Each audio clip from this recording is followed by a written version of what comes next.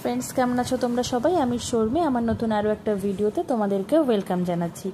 आजके अनेकगुलो दिन परे तोमादेर साथे आबारो भिडियो शेयर करते चले आसलाम।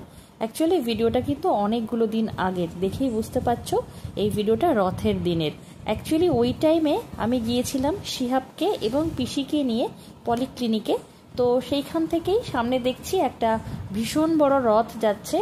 যেহেতু পিসি কানে শুনতে পান না এবং কথাও বলতে পারেন না, তো ওনাকেই ট্রিটমেন্টের জন্য নিয়ে গিয়েছিলাম যদি কিছু সুরাহা হয়।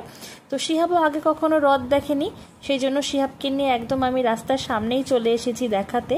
আর যেহেতু পিসির ট্রিটমেন্ট হচ্ছিল উপরে ছিল, তো শিহুর বাবা পিসিকে নিয়ে উপরের তলা থেকেই দেখিয়েছিল রথটিকে। পিসিকে নিয়ে গিয়েছিলাম, চোখের একটা সমস্যা হচ্ছে সেটার জন্যই দেখাতে। তো তারপরে আমার বাবা আবারও একদিন পিসিকে বাড়িতে নিয়ে ডক্টর দেখিয়ে নিয়ে এসেছেন কলকাতা থেকে।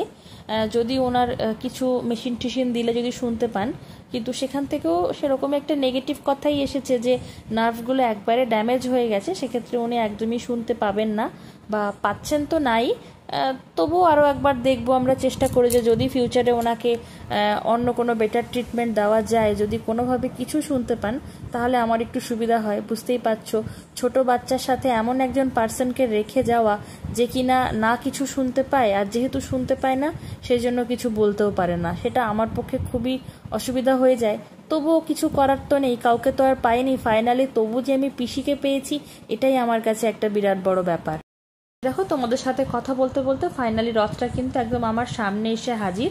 আর রথের দিন তো ছোটবেলা থেকে দেখেইছি যে বৃষ্টি হয়, তো সেই জন্য লোকের ভিড় থাকলেও সেই ছাতা মাথায় দিয়েই লোকজন যাতায়াত করছে। একটু ভালো করে যে তোমাদেরকে দেখাবো সে অপশানটা নেই, এই ছাতার জন্যই খুব একটা ভালো করে দেখানো যাচ্ছে না।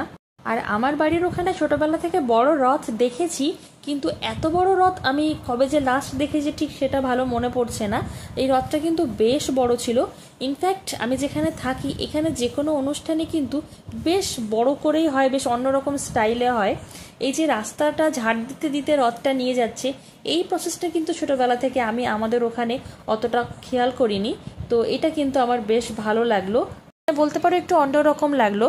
তো যাই হোক, এই দিন তো প্রথমে ওই যে বললাম এই যে পিসিকে ডাক্তারের চেম্বারে নিয়ে এসেছিলাম, তো এই দেখো বসে রয়েছি এখানে। এরপরেই পিসির ডাক ছিল। এরপরে যখন পিসিকে ডাক্তার দেখানো হয়ে গেল, ভাবলাম রথের দিন বাইরে বেরিয়েছি, একটু রথের মেলায় যাব না তাই কি হয়।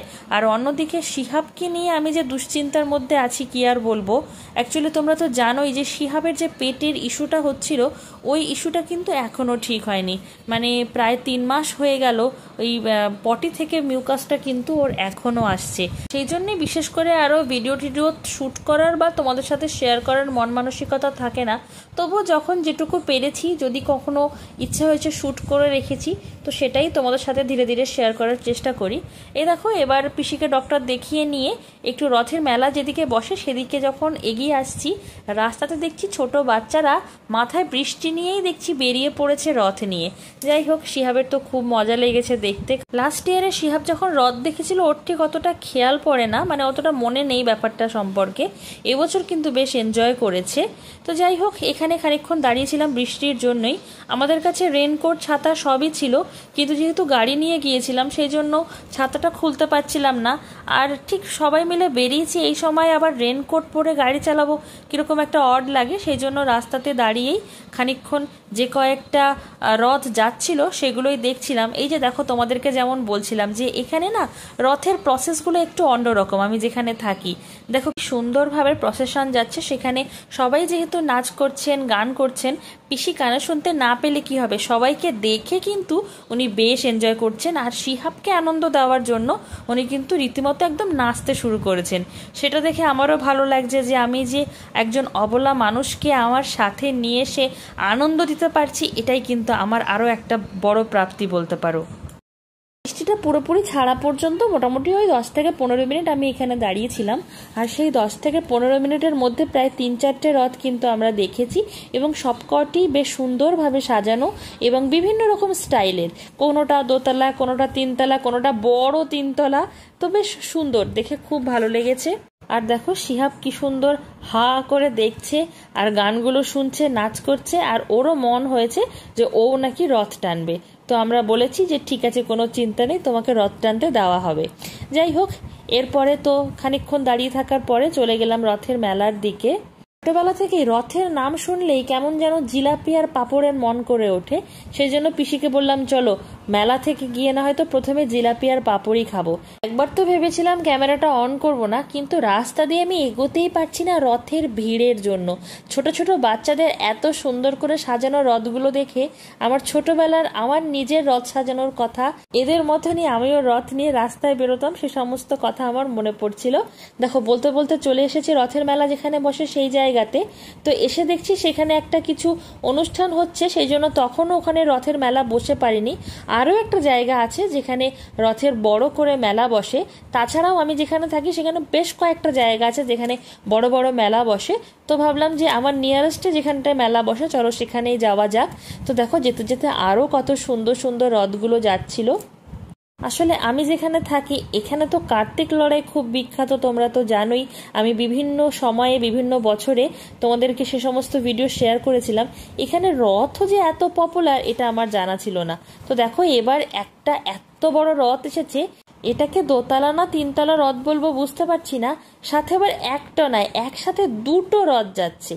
তো দেখতেই পাচ্ছ এগুলো বিভিন্ন জায়গাকার রথ, যেটা এখানে ওই প্রসেশনের মতো করেই ঘোরে।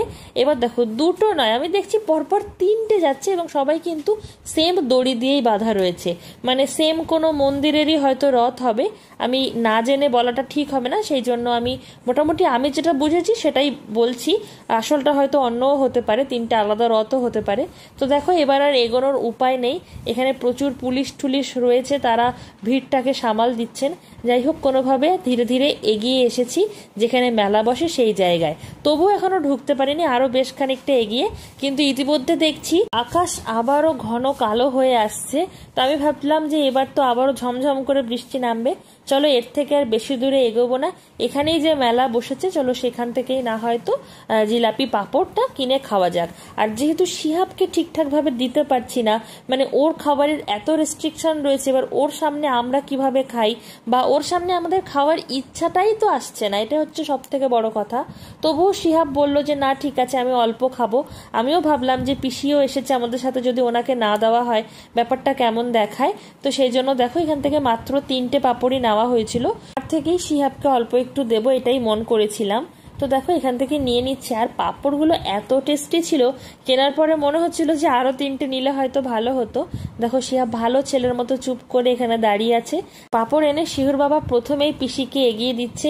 আমরা চেষ্টা করি পিসি যেন ভালো থাকে, ওনার মন যেন কোনোভাবেই খারাপ না হয়। উনি যেটা যেটা পছন্দ করেন, যা যা ভালোবাসেন সেটা দিয়ে ওনাকে ভরিয়ে রাখার চেষ্টা করি। কারণ আমাদের একটাই লোভ, সেটা হচ্ছে পিসি যেন আমার ছেলেকে ভালো রাখে।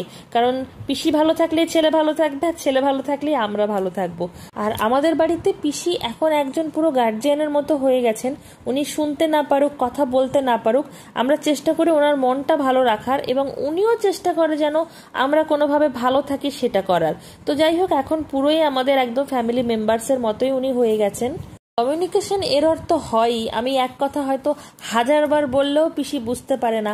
আর যে হারে ব্যস্ত মানুষ, তো যেটা হয় যে কোনোভাবে একটা বুঝিয়ে দিয়ে চলে গেলে উনি হয়তো ভুল কিছু বুঝে নেন। মানে হয়তো শিহাবকে বললাম এটা খাওয়াবে, উনি তার বদলে অন্য খাবার খাইয়ে দেয়। তো এরকম কমিউনিকেশন সমস্যা তো হচ্ছেই। আমরাও চেষ্টা চালাচ্ছি, উনিও চেষ্টা চালাচ্ছে, দেখা যাক কবে উনি ঠিকঠাকভাবে পুরোটা গ্র্যাব করতে পারে বা আমরা কবে ওনাকে ঠিকঠাকভাবে গ্র্যাব করাতে পারি। তবুও এই কঠিন সিচুয়েশনে যে উপরওয়ালা ওনাকে আমাদের কাছে পাঠিয়েছিলেন, এটাই আমাদের কাছে অনেক বড় প্রাপ্তি।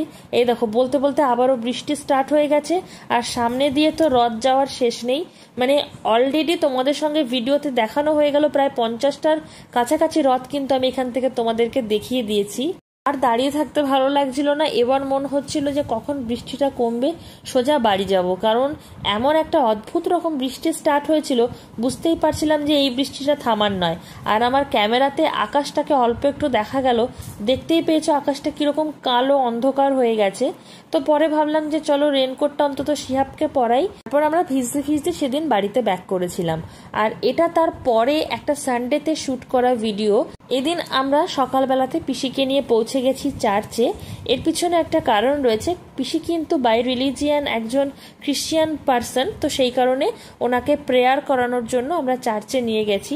যেহেতু পিসি তেমন কিছু শুনতে পারেন না এবং বলতে পারেন না, এই জন্য ওনাকে বাইরেই দাঁড় করিয়ে রাখা হয়েছে, মানে প্রেয়ার হলেই দাঁড় করিয়ে রাখা হয়েছে। উনি ওনার মতো করে প্রে করছেন।